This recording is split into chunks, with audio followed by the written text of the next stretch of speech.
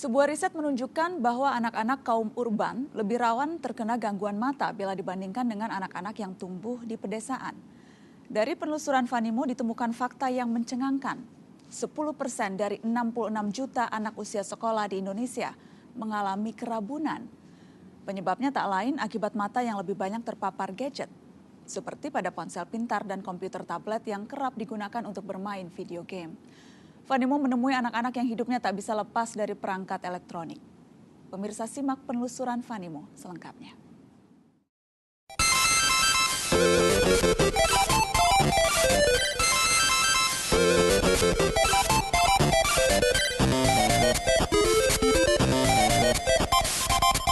Melihat mereka sibuk dan asik dengan gadget, kini sudah menjadi pemandangan yang umum.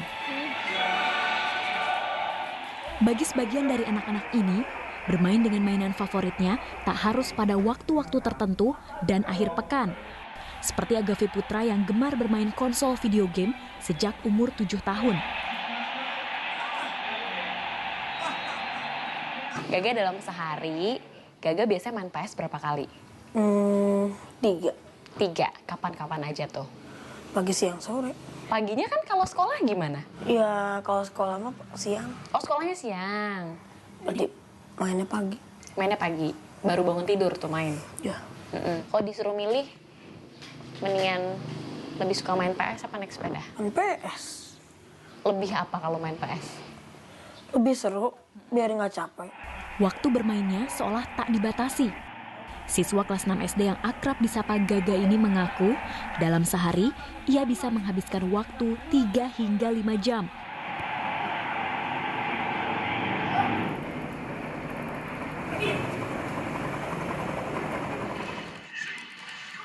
Itu tadi gimana sekolahnya, di halanya? Ramai nggak? Seru nggak? Rame. Terus apa kata Pak gurunya? Nggak ngomong apa-apa. Oh, nggak ngomong apa-apa? Enggak. Terus katanya sekolahnya kapan? Besok Besok. Jam berapa? jam 1. Oh, masuk siang. Wah, ini sih kelas 6 tes siang. Nggak tahu tuh. Gaga mau makan apa? Mie. Makan mie. Berapa? Ya Allah, 1 atuh. 1. Oh iya udah. Udah ya? Sang ibunda Siti Rohaya menyadari keterikatan anaknya dengan berbagai perangkat elektronik. Ia mengaku sudah berupaya mengurangi frekuensi bermain dengan berbagai cara, namun belum juga berhasil. Selain PS, biasanya Gaga main games di mana aja, Bu? Baru main game di HP ya? Katanya handphonenya sempat sampai rusak. Sampai rusak. Sekarang main terus. Keganggu nggak, Bu, dengan waktu belajarnya? Kadang mah keganggu ya. Sebenarnya maunya ya. Dia jarang tidur, jarang istirahat, maunya main lagi. Ibu suka ini nggak membatasi? Maksudnya, oke, kamu main jam segini sampai jam segini, sisanya belajar gitu. Iya, kadang dilarang. Tapi kan dia pintar. Bu mau kesini sebentar, kabur dianya. Ada di PS. Siti menjelaskan kepada saya, Gaga sempat mengeluh tak dapat melihat dengan jelas dalam jarak pandang tertentu. Sejak 2 tahun lalu, Gaga menggunakan kacamata sebagai alat bantu penglihatannya. Sekarang mata Aga ini ya, pakai kacamata ya? Iya. Ukurannya berapa? Minus atau silinder? Silinder. Silinder berapa? 3,5. 3,5. Ibu khawatir nggak? Maksudnya kalau sering dia main games, makin nambah silindernya. Khawatir sih. Dan khawatirnya juga itu kebanyakan makan jadi gendut. Sebuah riset menunjukkan bahwa anak-anak yang terpapar layar gadget lebih dari 2 jam berpotensi mengalami gangguan terhadap kesehatan mata dibandingkan dengan mereka yang lebih banyak bermain dengan aktivitas lain. Seperti yang diutarakan dokter spesialis mata, Tri Rahayu. Setiap anak mempermainkan gadget itu berarti kan permainan penglihatan dekat ya. Dan kita bisa tahu bahwa dengan bermain gadget itu anak akan lupa waktu. Dia mungkin 1 jam, 2 jam itu tidak terlalu terasa sudah lama karena dia bisa berjam-jam main gadgetnya itu. Sehingga dalam hal ini paparan dia terhadap aktivitas penglihatan dekatnya menjadi lebih besar dan itu yang sesuai dengan teori akan menyebabkan kejadian minus. Kami sudah pernah melakukan penelitian anak-anak yang di perkotaan itu ternyata lebih tinggi dibandingkan dengan yang di sekolah di pedesaan.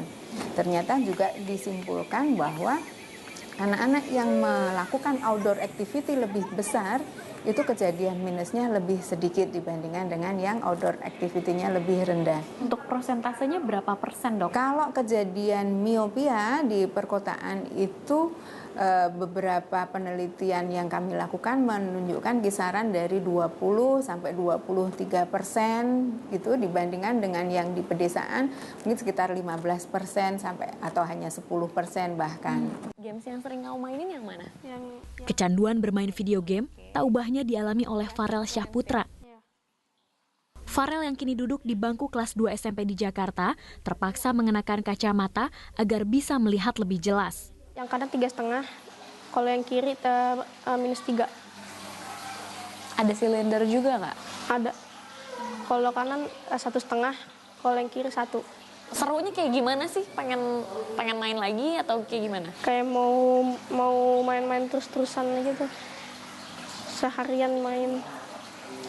Kalau misalnya sehari nggak main games, bisa nggak kira-kira? Nggak bisa. Kenapa? Ya bosen aja. Bosan? Kan bisa main bola, bisa jalan di luar. Nggak terlalu suka gitu.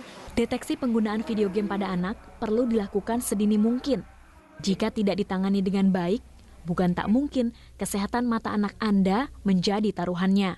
Kan sesuai dengan pertambahan umur anak, dia makin panjang bola matanya maka makin besar minusnya, makin tinggi gangguan penglihatannya. Maka retina mempunyai risiko untuk terjadinya penipisan retina. Yang akibat lebih lanjutnya bisa terjadi degenerasi, bisa juga terjadi seremnya itu robekan retina sehingga retinanya lepas atau bahasa medisnya adalah ablasio retina. Ayo sholat dulu sama Dilan, Farel bareng ke masjid dulu, sholat dulu ya. Ya. Jadi harus dikasih tahu dulu ya, ya? Harus kasih tahu dulu jamnya. Tak mudah bagi sang ibu, Novi Wulandari, mengontrol anak yang hobi bermain games. Dari bangun tidur yang dicari itu, langsung dia pegang itu, gitu. Ya paling habis subuh, sholat subuh, langsung ya yang pegang itu. Bahkan sholat subuh diteriak-teriakin dulu kan. Baru handphonenya ditaruh sebentar, sholat, itu lagi yang dipegang, gitu. Taruh ya, udah ditaruh sama dia, nanti kita kemana atau apa dia ambil lagi gitu kan. Dan berusaha semaksimal mungkin diingetin, diiniin gitu ya. Farel, mandi dulu ya. Kadang-kadang kita tidur duluan, dia taunya masih belum tidur. Iya. Kakak ikut memantau nggak sih dia main games apa sih, penasaran gitu? Iya. Saya tetap memantau. Saya lihat kan anak-anak suka pakai password. Pakai password kan. Nah itu aku harus tahu passwordnya dia.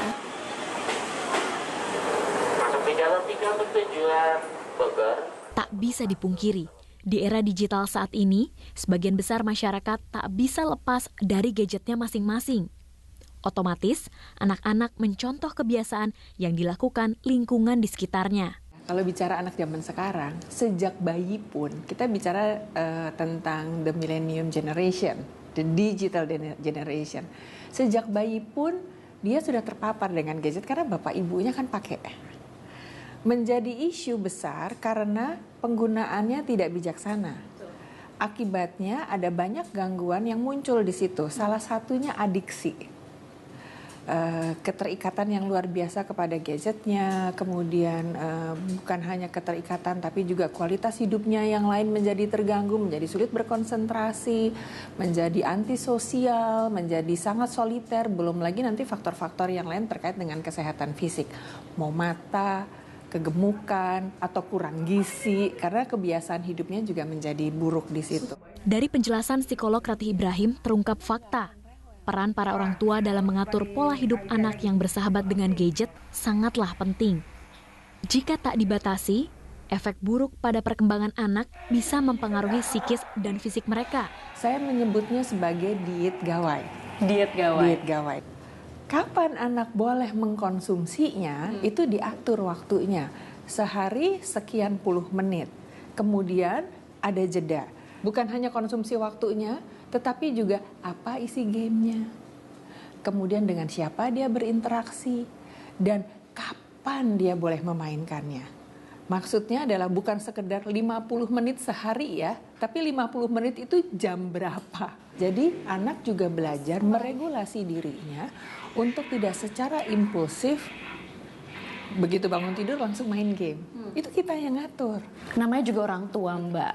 Ada rasa mungkin, aduh gak tega kalau anaknya mungkin merengek untuk minta gadget, main games. Itu bagaimana? Nah gini, manusia adalah makhluk kebiasaan. Ketika perilaku sesuai itu sudah dijadikan kebiasaan, anak nggak akan rewel. Jadi kalau anak rewel, ya teguhkan saja hati.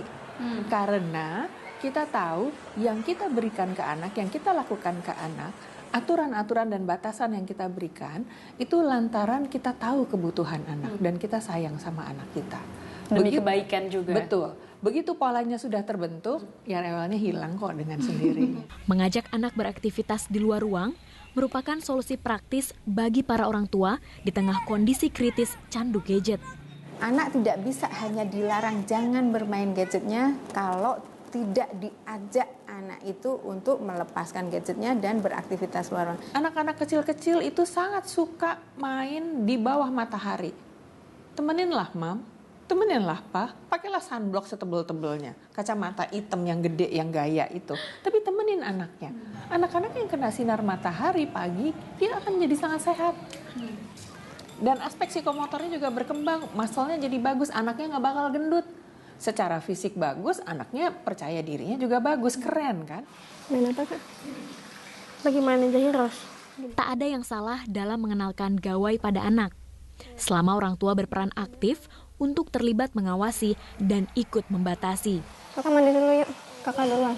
Nanti kakak mandi ya abis ini ya. Hal yang penting dilakukan selama masa tumbuh kembang sang buah hati. Berapa sih dok waktu yang ideal ataupun disarankan bagi para orang tua untuk tetap boleh memperbolehkan anaknya menggunakan gadget?